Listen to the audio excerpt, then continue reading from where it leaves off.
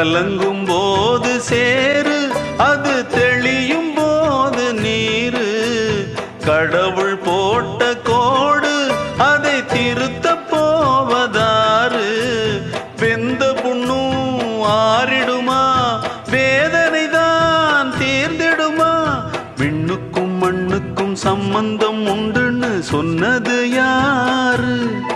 அது மன்னவன் பேரு. அந்த வானத்தை போல மனம் படைச்ச மன்னவனே, பனி துளிய போல குணம் படைச்ச தென்னவனே. மஞ்சளிலே